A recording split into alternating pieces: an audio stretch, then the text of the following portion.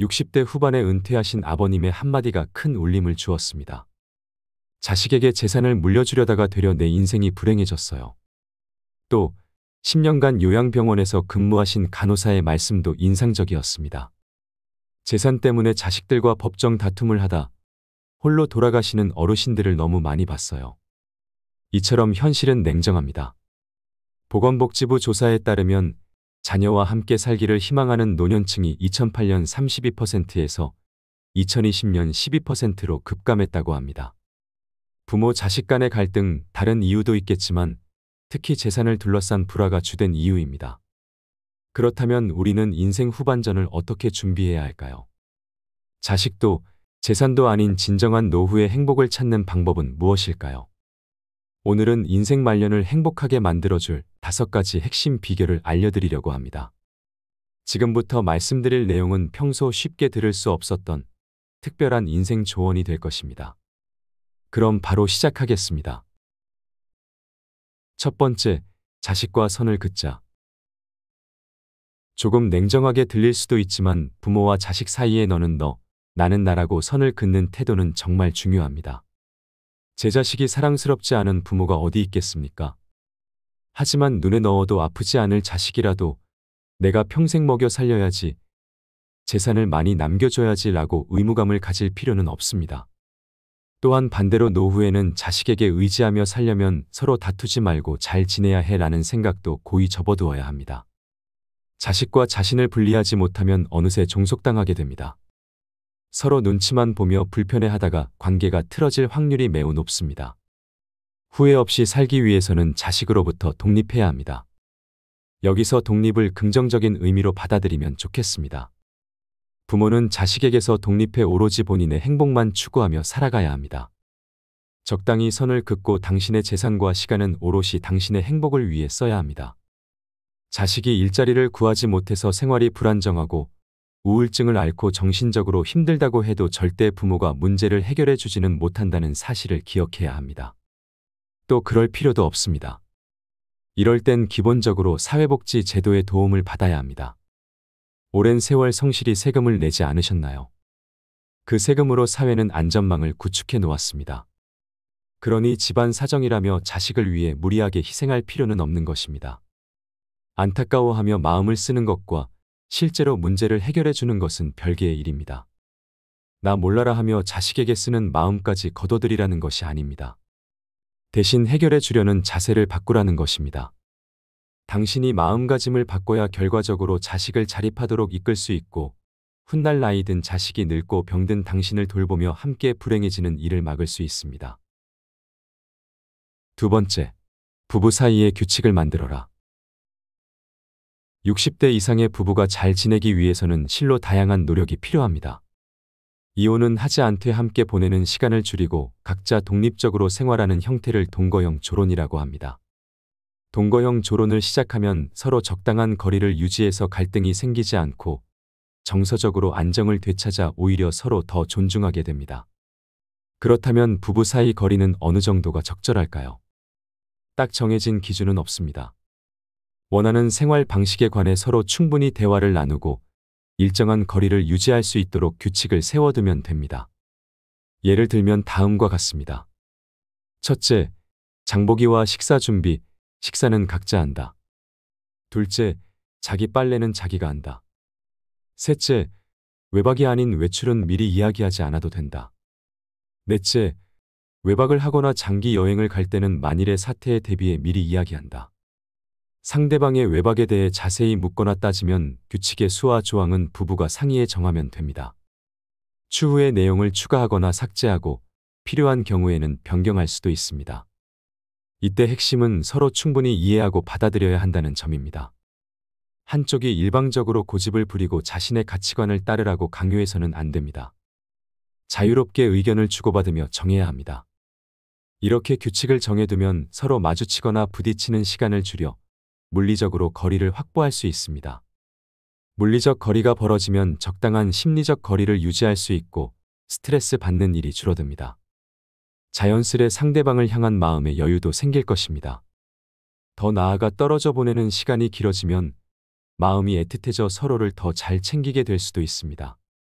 마음의 여유가 생기면 지금까지 서로 하지 못했던 고마워, 미안해 같은 말도 자연스럽게 하게 되고 상대를 존중하고 아끼는 마음도 커집니다. 약간의 거리를 줌으로써 완전히 떨어지는 일을 막는 것입니다. 부부가 적당히 거리를 두고 지내면 사이가 더 원만해질 수 있다는 사실을 잊지 말아야 합니다. 세 번째, 돈은 통장에 있을 때보다 지갑에 있을 때 빛난다. 뉴스와 기사를 보면 자식들이 돌아가신 부모의 유산을 두고 심하게 다퉈 법원까지 갔다는 소식이 심심찮게 들려옵니다. 돈이 사람 사이를 갈라놓고 불행하게 하는 경우가 얼마나 많은지. 부모는 자신의 장례식을 성대하게 치르고 묘지나 추모 공간을 정성스럽게 꾸며 오래 기억해달라는 뜻에서, 그리고 자식들이 조금이라도 편안하길 바라는 마음의 재산을 남겼을 겁니다. 하지만 사후의 일은 고인의 뜻대로 되지 않는 경우가 대부분입니다. 이런데도 과연 재산을 남기는 것이 현명한 선택일까요? 묘지를 마련하는 일도 한 번쯤 다시 생각해 볼 필요가 있습니다. 묘소를 꾸미는 것이 중요할까요? 시간이 흐르면 무연고 묘지가 될 확률이 높은데도 묘지를 꾸미겠다고 큰돈을 남기는 것은 부조리한 선택처럼 보입니다. 고령자들이 나이가 들어서도 계속 절약하는 이유 중 하나는 자식에게 재산을 물려주기 위해서입니다. 요즘은 부모가 자식에게 재산을 물려주는 것이 당연한 일로 여겨집니다. 자식들도 점점 부모의 재산을 물려받는 것을 당연시하고 심지어 자신의 재산처럼 인식하는 것 같습니다. 그러다 보니 부모의 생활에 자녀가 깊이 관여하는 경우도 종종 보입니다. 자신이 받을 유산이 줄어들까봐 부모의 이혼이나 재혼에 반대하는 시기입니다. 과연 이런 세태가 괜찮은 건가요? 부의 대물림은 사회적으로 결코 긍정적인 현상이 아닙니다. 또한 재산 때문에 노년의 자식들의 반대에 부딪혀 자신의 뜻대로 살지 못하는 것은 그야말로 부자들의 역설입니다. 자식에게 재산을 물려주어야 한다는 고정관념을 깨야 합니다. 네 번째, 여든 전까지는 배우자와 따로 놀아라. 명색이 부부인데 왜 따로 시간을 보내야 하느냐고 반문하고 싶은 사람도 있을 겁니다.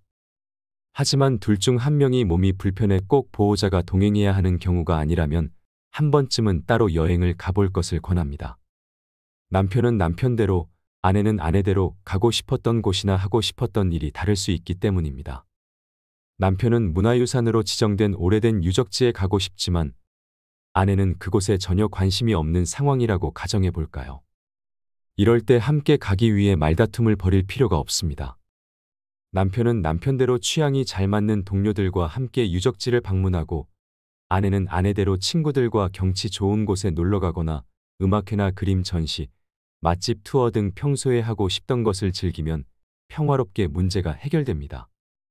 여행뿐만 아니라 여가 생활도 마찬가지입니다. 부부의 취향이 다르다면 둘 중 하나가 억지로 참으며 상대를 따라갈 필요가 없습니다.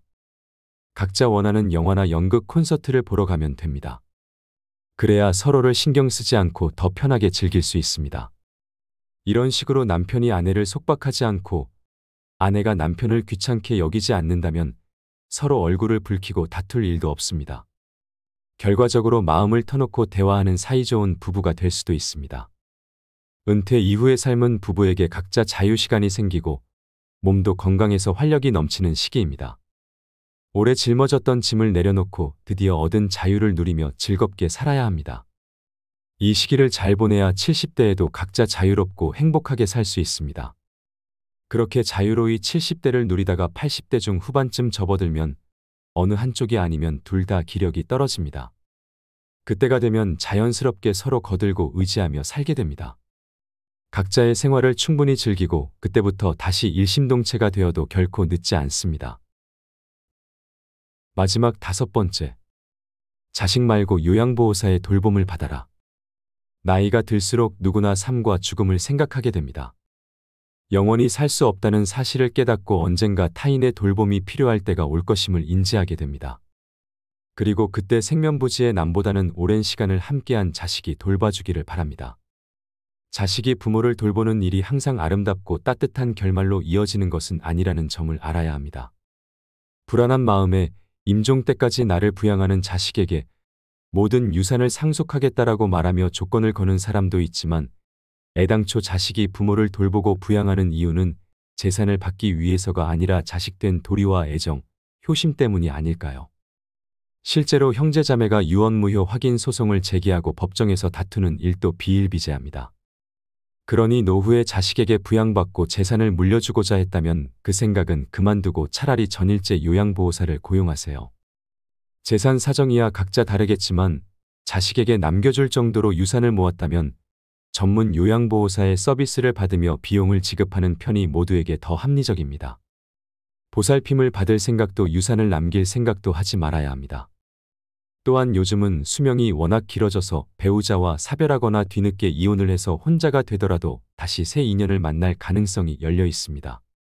시대와 문화가 바뀌어 젊은 사람들도 노년에 접어든 부모의 재혼에 큰 거부감을 느끼지 않고 대부분 기쁜 마음으로 축복해 줍니다. 지금까지 와다 히데키의 책 60세의 마인드셋의 핵심적인 내용을 발췌하고 각색해서 함께 들어봤습니다. 자식과의 건강한 거리두기, 부부간의 합리적인 규칙 만들기, 재산의 현명한 활용, 배우자와의 독립적인 여가 생활, 그리고 전문적인 요양 서비스의 활용까지. 이 모든 것의 핵심은 결국 나다운 삶을 사는 것입니다. 우리는 종종 나이 듦을 두려워하고 불안한 마음에 자식에게 의존하거나 배우자에게 매달리려 합니다. 하지만 진정한 노후의 행복은 독립적이고 주체적인 삶에서 시작됩니다. 자식을 위해 또는 타인의 시선을 의식해 자신의 삶을 희생할 필요는 없습니다. 인생의 황금기라 할 수 있는 노년기를 맞아 이제는 온전히 자신을 위한 시간을 가져보는 건 어떨까요? 자식에게 짐이 되지 않으면서도 배우자와는 적절한 거리를 유지하며 무엇보다 스스로의 행복을 최우선으로 생각하는 삶. 그것이 바로 우리가 꿈꾸는 품격 있는 노후의 모습일 것입니다. 마지막까지 시청해 주셔서 감사합니다.